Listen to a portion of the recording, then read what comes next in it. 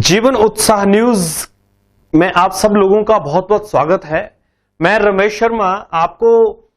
आज लेकर चल रहा हूं बड़सर विधानसभा की राजनीति की कुछ ऐसी अटकलों, कुछ ऐसी चीजों की तरफ जो कि आपके लिए एक बड़ा ही दिलचस्प वाकया हो सकता है। दोस्तों, जैसा कि मैंने आपको पहले बताया भी था कि बड़सर विधानसभा में अब एक त्रिकोणीय जो समीकरण बन रहा है राजनीति का, उस राजनीति का आने वाले समय में किसको क्या प्रभाव होने वाला है, किसको फायदा होने वाला है, किसको नुकसान होने वाला है, आज हम एक आंकलन के रूप में बात करेंगे। बड़सर विधानसभा की अगर बात करें तो दो मुख्य चेहरे, जैसे मैंने आपको बताया था कि कांग्रेस के विधायक इंद्रत लखनपाल जी जो वर्तमान में विधायक हैं, और भाजपा के जिला अध्यक्ष श्री बलदेव शर्मा जी जो 3 बार विधायक रह चुके हैं। अगर इस दोनों की जोड़ी को देखा जाए तो बड़सर में इससे पहले और भी नेताओं के नाम सामने आए थे, लेकिन धीरे धीरे अगर समीकरण की बात करें तो आप ये माने कि वहां पर आपस में जो पार्टी थी उसमें कोई बड़ा मतभेद सामने नहीं था। लेकिन अब एक नया चेहरा विनोद ठाकुर के रूप में जो प्रदेश प्रवक्ता हैं बीजेपी के, वो बड़सर की राजनीति में एंटर कर गए हैं। और आपको पता ही है, जब किसी चीज में कोई व्यक्ति एंटर कर जाता है तो ऐसे समय में जो व्यक्ति ने एंटर किया है और जिन धड़े में एंटर किया है उसमें कहीं ना कहीं हलचल होनी शुरू हो जाती है। इसी हलचल को अगर हम ऐसे समझें तो नगर पंचायत भोटा के चुनावों में इस धड़े ने अपने आप को शामिल करके यह साबित कर दिया कि हम भी रेस में हैं। भले ही बाहरी रूप से यह विरोध नहीं हो, लेकिन अंदरूनी रूप से यह देखा गया कि भाजपा के कैंडिडेट नगर परिषद के चुनाव हार गए, कांग्रेस के कैंडिडेट भी चुनाव हार गए, लेकिन जो निर्दलीय लोग थे वो चुनाव जीत गए। और यहां पर एक बात मैं आपको और बताना चाहूंगा कि जो निर्दलीय कैंडिडेट थे या जो भाजपा के भी कैंडिडेट थे जो उनकी लिस्ट में थे, वो सारे कैंडिडेट आकर उस दूसरे खेमे से आकर मिले, ना कि जिस पार्टी ने उनको टिकट दिया था वहां से उनसे मिले। तो इसका अर्थ यह हुआ कि कहीं ना कहीं मतभेद की ये जो बात पॉलिसी थी ये सामने आने लगी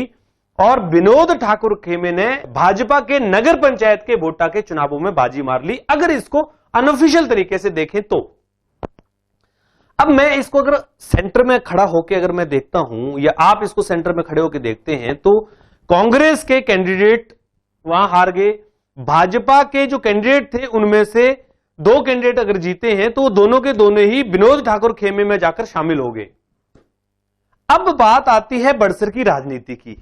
अब जिला परिषद के चुनाव होने जा रहे हैं, तो जिला परिषद के चुनावों की अगर हम बात करें तो आपको इसको ऐसे समझना होगा कि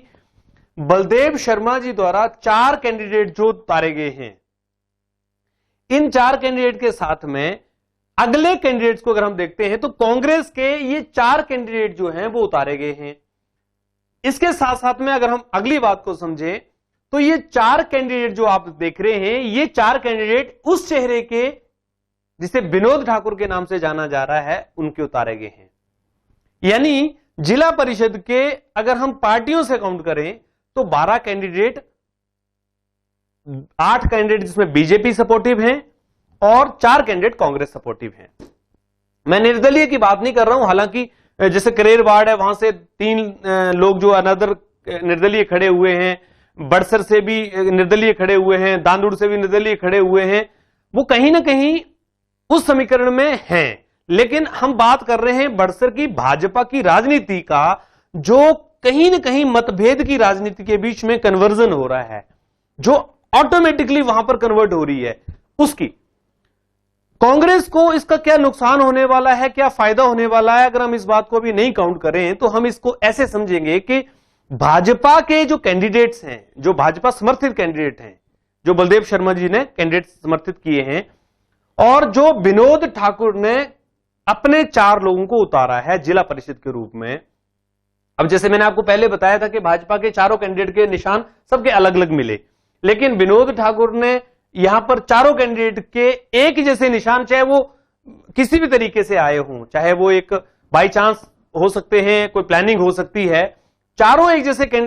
निशान लेने की वजह से वहां पर एक ऐसा मैसेज दे दिया कि अब पूरी विधानसभा के अंदर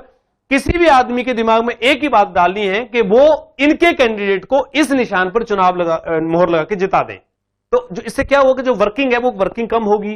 जो एक्स्ट्रा खर्चा होना है वो कम हो गया। तो ये एक प्लानिंग का हिस्सा है या एक बाई चांस का सारा एक कमाल है, ये सब बातें हमने पिछली बार भी समझी थी। लेकिन यहां पर जो वोटा के परिणाम आए हैं, वो परिणाम आए तो बीजेपी के 2 कैंडिडेट हैं, लेकिन वो चले गए विनोद ठाकुर जी के पास, यानी गए बीजेपी में ही गए। और बीजेपी पार्टी को कैंडिडेट जीतने से मतलब है, उनको यह मतलब नहीं है कि वो बीजेपी के कैंडिडेट बलदेव शर्मा द्वारा प्रमोट किए गए हैं या फिर विनोद ठाकुर द्वारा प्रमोट किए गए हैं। यानी पार्टी को यहां कोई नुकसान नहीं हुआ। नुकसान किसको हुआ? व्यक्ति विशेष को। यानी बलदेव शर्मा की साख पर एक सवालिया निशान लग गया कि उन्होंने जो कैंडिडेट दिए थे वही कैंडिडेट उठ के विनोद ठाकुर के पास पहुंच गए। रही बात कांग्रेस की, तो कांग्रेस ने तो इस बात को पहले ही माना हुआ है कि अगर मान लीजिए कांग्रेस के कैंडिडेट हार गए तो उसके पीछे कई कारण हो सकते हैं। वो कैंडिडेट का सही अपने आप को एक जो प्रमोट करने का तरीका था या अपनी बात को रखने का तरीका था, या फिर हो सकता है कि बीजेपी की लहर हो, मैं इसको ऐसे मान लेता हूं। लेकिन अब जिला परिषद के चुनाव ये बात तय कर देंगे कि बलदेव शर्मा और विनोद ठाकुर, इन दोनों में किसका कद ऊंचा होने वाला है। अब ये जो चुनाव हैं ये व्यक्ति विशेष के रह गए हैं, पार्टी के तो अपनी जगह हैं, क्योंकि देखिए पार्टी को विनोद ठाकुर के कैंडिडेट जीते तो कोई फर्क नहीं पड़ता है, बलदेव शर्मा के कैंडिडेट जीते तो कोई फर्क नहीं पड़ता है। फर्क किसको पड़ेगा? बड़सर की राजनीति में इन 2 दिग्गज नेताओं को फर्क पड़ेगा कि अगर विनोद ठाकुर के कैंडिडेट जिला परिषद में कोई कमाल नहीं कर पाते हैं तो विनोद ठाकुर का कद नीचे होगा, और अगर बलदेव शर्मा के कैंडिडेट वो नहीं जीत पाते हैं तो आगे बलदेव शर्मा का जो करियर है राजनीति में उसके ऊपर असर आ जाएगा। तो अब कुल मिलाके हम ये कह सकते हैं कि बड़सर की राजनीति में जो इन दोनों नेताओं का आपस का मतभेद शुरू हुआ है, ये विधानसभा के चुनावों में जाकर क्या रंग लाता है, किस तरह से ये फर्क डालता है, ये बात अब देखने वाली हो जाएगी। अब मैं यहां पर इस बात को अगर ऐसे समझता हूं, या मैं बैक ऑफ द स्टेज अगर देखता हूं, तो बलदेव शर्मा जी का धूमल जी के साथ, अनुराग सिंह ठाकुर जी के साथ में एक करीबी कनेक्शन है। दूसरी तरफ विनोद ठाकुर का जयराम ठाकुर के साथ में, और कहीं ना कहीं तथाकथित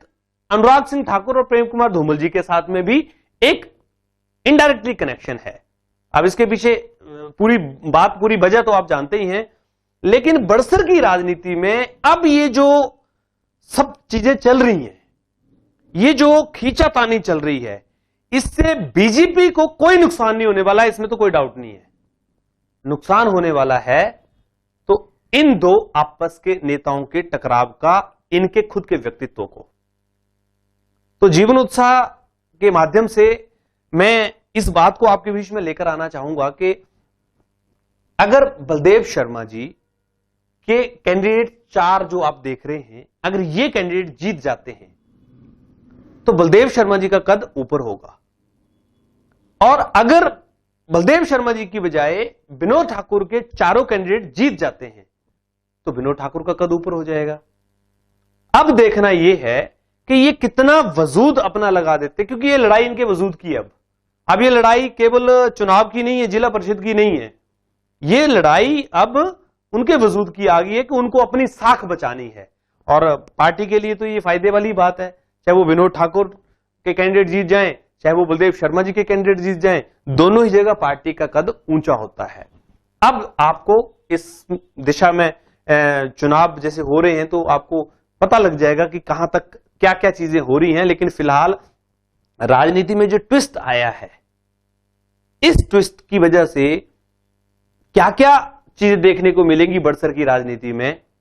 यह बड़ा ही इंटरेस्टिंग होगा। आप हमारे साथ इसी तरह से बने रहिए और हम इस पे चर्चा करते रहेंगे, क्या क्या आगे होता है, कैंडिडेट का एनालिसिस करते रहेंगे कि किस तरह से कैंडिडेट अपना काम कर रहे हैं या फिर नेताओं का अपना क्या पक्ष है। और ये जो बात चली थी विनोद ठाकुर जी की और बलदेव जी की शुरू हुई थी कि जब बलदेव शर्मा जी ने ये स्टेटमेंट दिया था कि मैं विनोद ठाकुर को नहीं जानता, तो कहीं ऐसा तो नहीं कि विनोद ठाकुर जी इस तरीके से अपने कैंडिडेट्स को प्रमोट करके और उनको जिता के ये प्रूव करना चाहते हैं कि आपको हमें जानना पड़ेगा, क्योंकि अब हम मैदान में आगे हैं। तो बने रहिए आप इसी तरह से और देखते रहिए, कुछ इस तरह की चटपटी अब चीजें आपके सामने आती रहेंगी। आप सबके बीच में इस तरह की चीजें लाएंगे और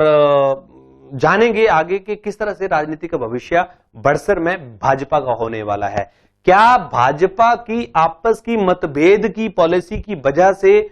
या भाजपा के नेताओं की आपस की मतभेद की वजह से बड़सर की राजनीति में कांग्रेस को फायदा होने वाला है, या फिर भाजपा के ये दोनों जो चेहरे हैं ये अपनी अपनी लड़ाई लड़ते हुए खुद को प्रूव कर देंगे? मजेदार रहेगा, बने रहिए इसी तरह से। और जीवन उत्साह न्यूज को अगर आपने सब्सक्राइब नहीं किया है तो आप सब्सक्राइब कर लीजिए, साथ में हमारे चैनल को फॉलो जरूर कीजिए। बहुत बहुत धन्यवाद आपका।